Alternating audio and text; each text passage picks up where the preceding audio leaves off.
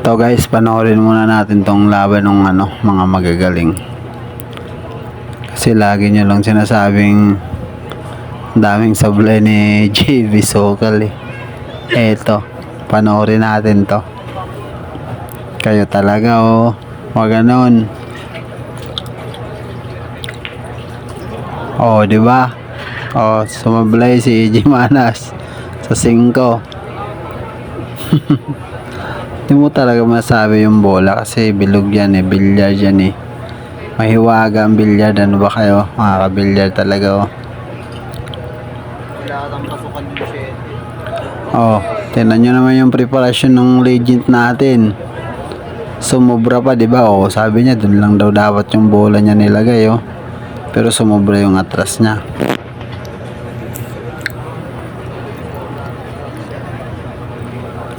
Ito si 2 times world champion. Bilib ako dito kaya Ronnie Alcano sa mga pitik na tira lang. Tingnan mo naman Kung napansin nyo sa Barako Fest ang lupit magtira ng mga ilalim. Parang ayaw gumamit ng bandahan eh. Ito si JV Sokal bad shot.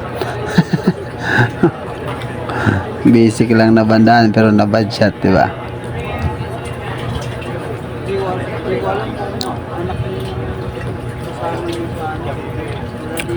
Ito tira ni Cham sa size.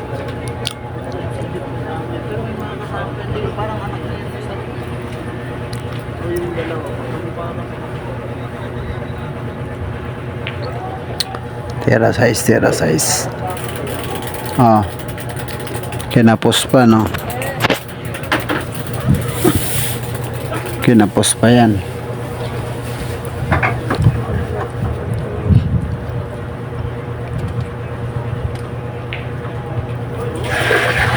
Siyempre basic lang yan kaya Alcano kahit mahirap.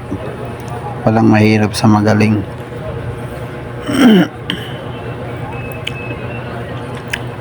Ito favorite ni Champ Efren nung araw.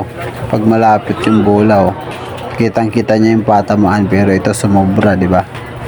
Kaya hindi talaga natin masabi yung bilyar. Di ba nakabawi si EJ Manas sa sablay niya sa 5? Sayang yung sablay ni Champ.